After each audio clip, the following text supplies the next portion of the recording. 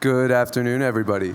I'm Faris, here from InfStones, and here to talk to you guys about AI supercycles, unlocking the next waves of decentralized innovation, pros, cons, and TBDs. So we're going to first start off the presentation with a question. Very simple one here. Are we in a Web3 AI hype cycle? What everyone's curious about. And us specifically at InfStones really bringing out a concerted effort to understand this. And we have teams studying this around the clock for the months and months on end. And for this presentation, we won't be here to bore you with heavy technical details. We're going to be looking at this more from a macro effect. And so in order to do that, I think it's going to be really fair for us to establish a quick baseline. That baseline is narrative drives price action. Any concerns? You're probably not going to like the rest of this presentation. Next point here, maybe a little bit more controversial, but still a good hot take. Crypto fundamentals, however, sustain price action. And this is what InfStone bases its model off of, where we decide to deploy, where we decide to act, how we decide to partner. Now, in order to look at the narratives, it's important, new narratives, it's important that we look at the trends of the past and try to glean something, try to see what we can learn. So we're just going to kind of quickly do a little bit of a refresher. Who remembers this top one up here called Metaverse? It's a fun one, right? And then you have this new enclave, except for NFTs. We also remember that. But it's important to know that not all narratives are built the same. So we have to begin to unpack that, and I think understand the defining features of these narratives. So what are they, right? 4 quick ones. Retail speculation, buzzwords, lots of pivots. Everybody's now an AI company. And most importantly, the next billion users. If that hasn't been said, we're pretty sure it's not a hype cycle or a promising narrative. And to quickly hone in on some fun pivots, who could forget Zuckerberg back in 2022, 2021, launching off of MetaMask's coattails, renamed their whole entire identity to Meta, to only jump ship soon thereafter with mass layoffs to boot. A little bit more of a plausible extent, Nike's real attempt to get into the NFT game. I don't know if anybody saw the headline, peeped that, 24 rather, December. They shut that down. So it's important for all of us to understand narratives, especially on the infrastructure level, because infra underlines it all, and we need to understand it. So that's what we're here to kind of cut in some data on and see land somewhere, hopefully. AI and blockchain, back on track. Okay, first stop, token landscape, the macro landscape. This is quick CoinGecko data. There's 626 AI tokens with a 30 billion market cap. I cut into it. Our team of researchers cut into that 30 billion market cap. That can't be. That's pretty big. Who is it? What is it? BitTensor's only 3 billion. What does that mean, right? So we cut in. There's a lot of folks tagging themselves, companies tagging themselves as AI who are not truly AI. And for fear of the ats on Twitter and X and wherever it is, we won't be calling them out today. But there are tons of them. You can check out that data. Everybody is now an AI company. It's fun. Why not? So hype, still a question mark. We're not sure. Next point. The rise of AI meme coins. Now this one's even better still because AI meme coins is meme coins and anything else is an entirely individual thing to just to just AI. There isn't RWA meme coins categorization on these big schemas or anything. It's just AI. So it's really feeling hypey. And our team, of course, grows concerned when we see these things. We can't build custom infra. We can't concert our capital, our partnerships, our hundreds of millions of raised, our billions of staked, if there's indicators like this. But take a look at this. 2.7 billion in market cap across 380 million coins. I think we're starting to see the the waning promise of getting rich quick on meme coins. That's quite the diluted amount of capital. Next. So now it's important to look at what Web 2 is saying. Interestingly enough, Web 2 is actually touting a $16 trillion market cap. And of course, within there, you have loads of companies like Apple, your big mega caps. And of course, within that, as we mentioned before, with every narrative and hype cycle, there are tons of pivots. The difference here is that these pivots are actually a little bit more believable because they are not feature functions. I mean, they are feature functions, not so much back end. We use AI to facilitate the product towards you. For example, Apple is releasing their AI, Meta is releasing their AI, et cetera. Tesla, everybody's actually has an AI that is truly touching the end user.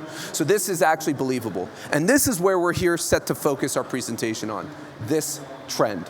92% of these companies plan to even increase their AI investments, and 8%, however, have started to look into it, and they're starting to wind down or stabilize in a growing and research-based technology. So I think that's very interesting. There's something going on here. We're going to go back to that statistic in a little bit. So next important thing, does this cycle feel different? We got to look at the funding rates. Some really interesting stuff going on here. 2024, AI was the fourth out of 5 major key category trends. Fourth out of 5th. They weren't the leading. You would feel that it might be something different. However, this might be attributed to these companies being newer on the scene, seed, pre-seed, series, we're not sure, right? There's a lot of data to point at a lot of different places. More disciplined VCs, more the capital being diluted between traditional enterprise, Web 2 versus Web 3, so forth and so on. So it's difficult to discern, but it is interesting to note that they haven't taken the lion's share of investments. And it's lagging only behind refi, and I'm pretty sure a lot of us don't know what refi is. Maybe we'll be talking about that next year. Hot take. No hype. So the question is, before we jump to that, it's really important to note here, 131 billion invested by VC capital in AI in 2024. It's huge. Look at the disparity, 1.8 billion. We are a drop in the hat, an absolute drop in the hat. And yet all enterprises are going in. So the question becomes, how do we gain more market share? Where do we go from here? Every company can be a Web 3 company. And this is a trend that we need to capitalize on. So, another quick data point. This is important. This is something that we're starting to see at the very earth and foundation of this. Now, AI has been around for a few years now. ChatGPT made its debut in 22. Fortune 500 now, 2 years later, are seeing AI as some sort of fundamental business risk. Fundamental business risk. That's a 400% increase. So it took them 2 years to realize that from last year. This risk in and of itself talks about the proprietary ownership of certain things. They talk about risk in data accuracy. All things that are base level statistics any data scientist could tell you about. And things that we rifle with. So, how do we gain more market shares? By leaning into these very issues that they're trying to solve. We have to lean into the cost efficiency, the transparency, the democratized access, the open standards, et cetera. And we also have to solve the infra challenge because it is heavy, right? As an infra provider, what we're seeing are really complex infrastructure outlays. I promised you earlier we won't be getting into this for this presentation, but we will be talking a little bit about these infrastructure challenges. Now, back in 2017, when proof of stake first came on the scene, a bunch of providers raised tons of liquidity. We were the narrative back then, hundreds of billions of dollars to support proof of stake and what's now going to become soon proof of liquidity to some extent. And it feels like we're going back to proof of work with the GPU consumption and these H100s, and we're just not a lot of providers just are not ready for that change, right? Their finance teams aren't understanding the way they go to market, how many networks they support. It's not something that, it's catching a lot of folks on the back heels. Obviously, we're here to talk about how we're ready and we're there and what this actually means and what we've done. Not all will be coming with us. So at InfStones, we have 3 different verticals. Quick shill. First and foremost is your node sale, where we support these products. We've supported Aether, Gaia, Autonomous. We're supporting Autonomous, incredibly exciting tech. Going to be coming on the scene in another couple weeks here. And we're supporting them from their node to earn project, fundamental enabling the sovereignty and the decentralization there. And in the second vertical here, we're getting involved in BitTensor subnets and BitTensor validation. And lastly, maybe in the next few months, we'll be excited. We'll be able to share with you our chat and our more research-heavy features within AI.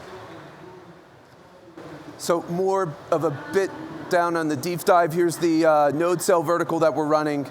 Over there is the more BitTensor stuff, and Inflective AI, another very exciting partner of ours. We'll talk more about them soon. So what are some key infrastructure trends? There's been a decline in infrastructure providers supporting the number of networks. However, we are remaining strong. We are now up to 90 networks. We have not decreased the number of supported networks. But overall, there has been an intentionality to decrease and increase partnership. We're able to do both.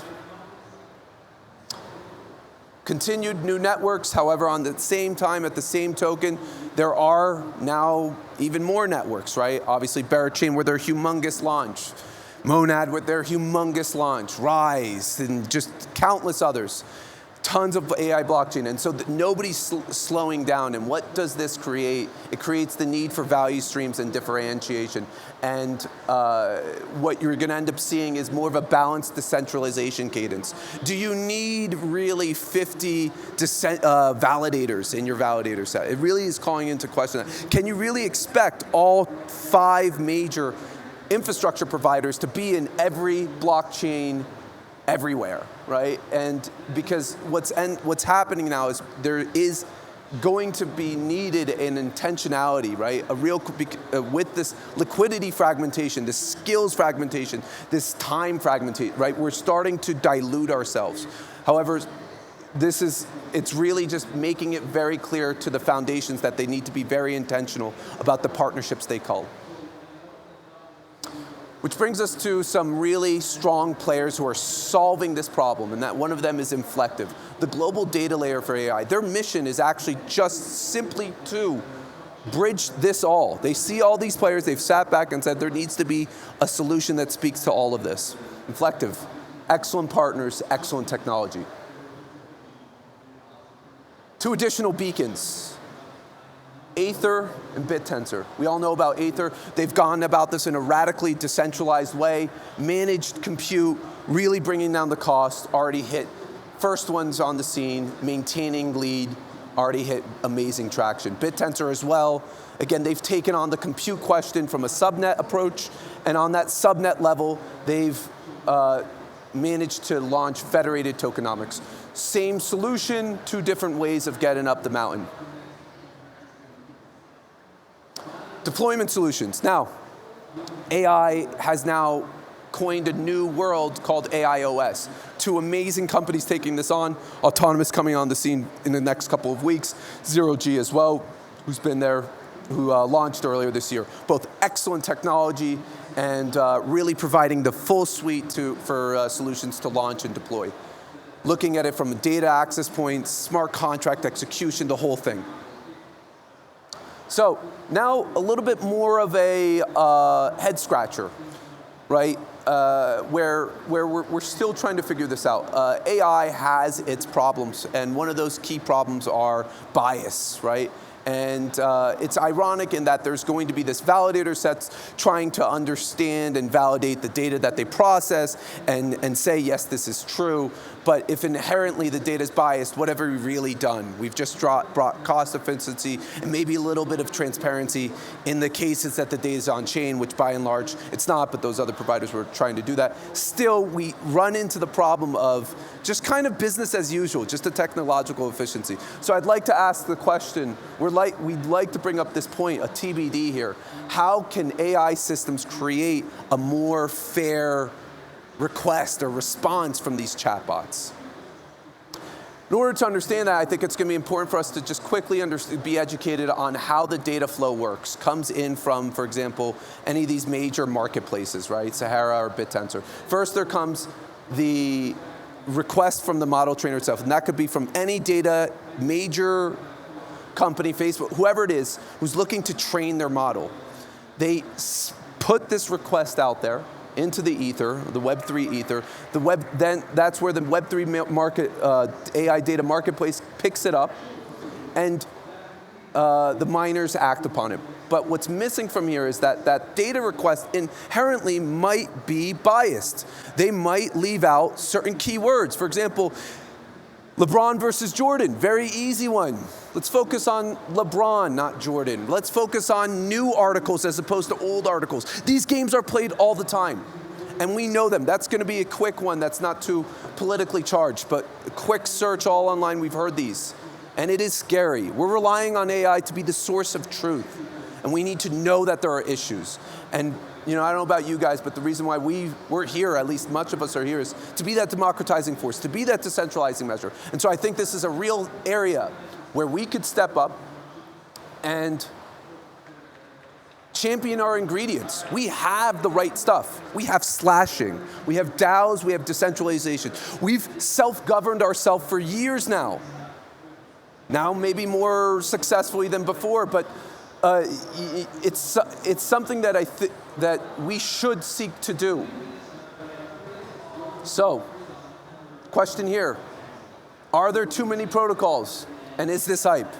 Resounding answer from InfStones: no. Thank you.